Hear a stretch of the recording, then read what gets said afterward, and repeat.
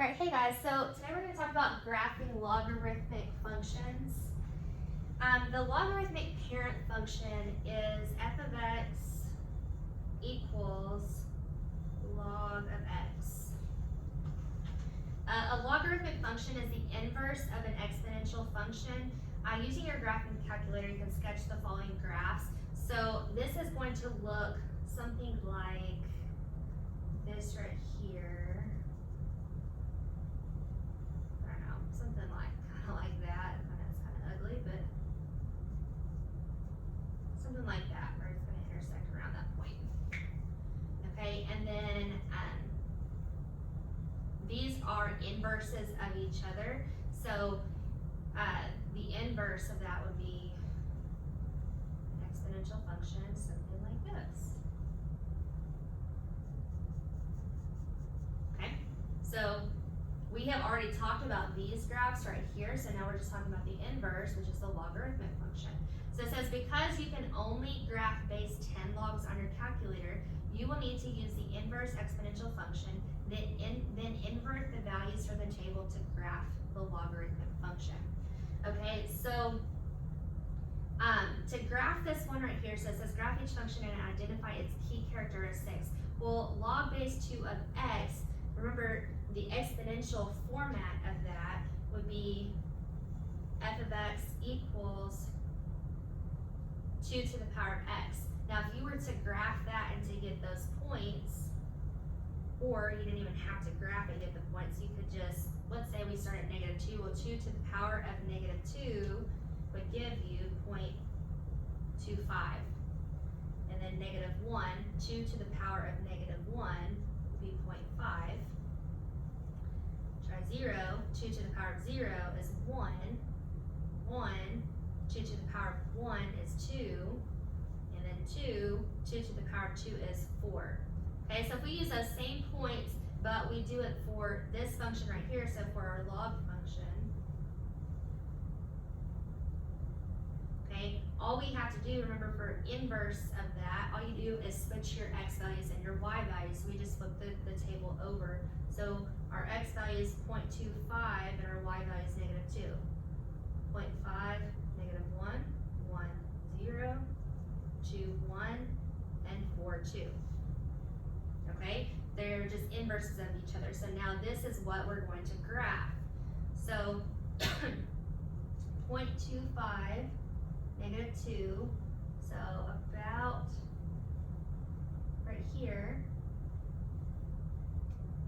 0.5, -1, right here.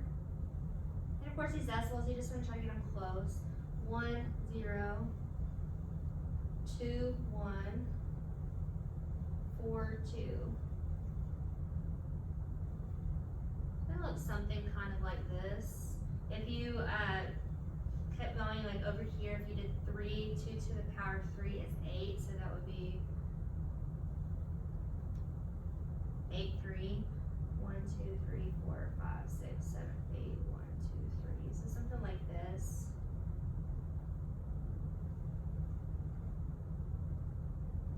That's what our graph is going to look like. Okay, so notice on this, well, when we talked about exponential graphs, we talked about horizontal asymptotes. Okay, well, our horizontal asymptote was when our line started flattening out right there, but obviously it was this way, that it was the boundary line that kind of cut the graph and kind of stopped it from going. So in this case with logarithmic functions, we're going to have a vertical asymptote. So our vertical asymptote is going to be the y-axis right here. Okay, so now to answer these questions, our domain, it gets really close to 0 here, and then it hits all of the x values that are greater than 0. So x is greater than 0. Our range, this hits all y values going down, and this hits all y values going up, so it's going to be all real numbers. So that's the opposite of what we did before with the exponential functions. Our end behavior, as x approaches positive infinity, oh, I'm sorry, they already have this side filled in, sorry.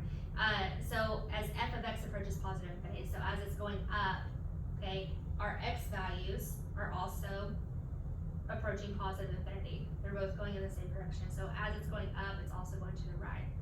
Okay, for the negative infinity, as f of x approaches negative infinity, is going down here, the x value is getting close to 0. Okay, our x-intercept, it crosses the x-axis here at 1, 0. So when our y value is 0, what is the x? And our asymptote in this case, because we're talking about a vertical asymptote, it's going to be an x equals, and it is x equals 0. Okay, now remember that these numbers right here should be the same.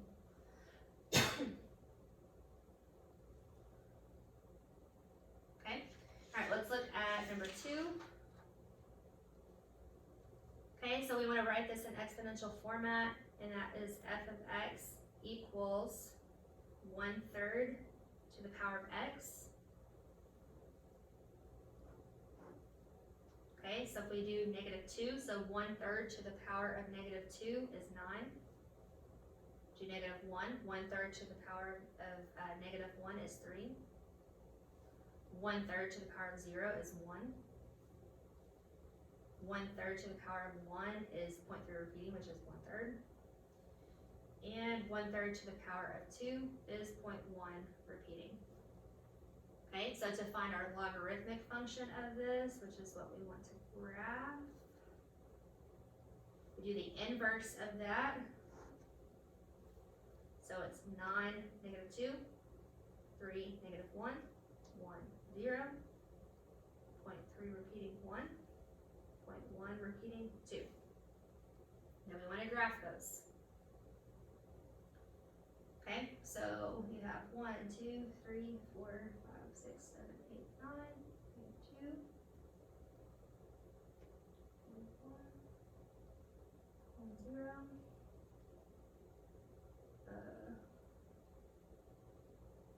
Something right in there.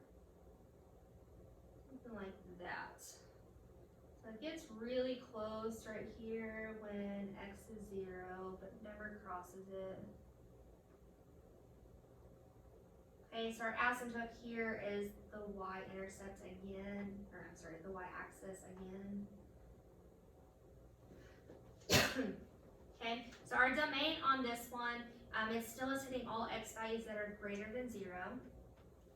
Our range goes up and goes down, so it's all real numbers.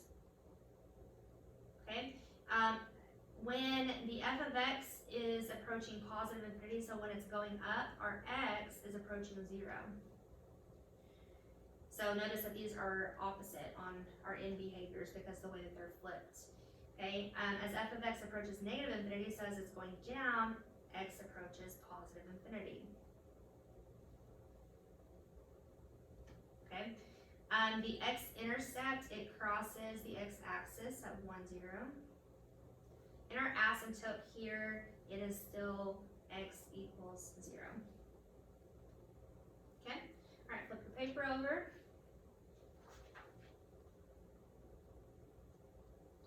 Okay, excuse me. So we're still doing the same thing, except now that they have x minus 1 here, so that's going to shift our graph. And because this is inside of the parentheses, it is going to move it left and right. Notice how this minus 2 is outside. There's not any parentheses there, so that means it's going to shift it up and down. Okay, so when we're talking about transformations and those rules. Okay, so, excuse me. So this one right here, that would still be f of x equals 4 to the power of x minus 1. Okay, like that. So if we do -2, okay, if we plug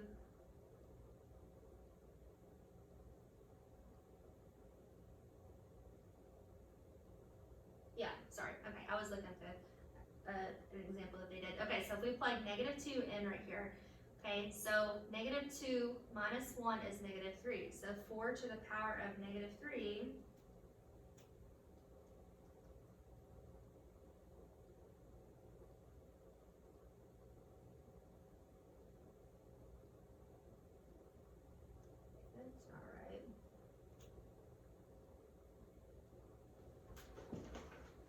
Hold on one second.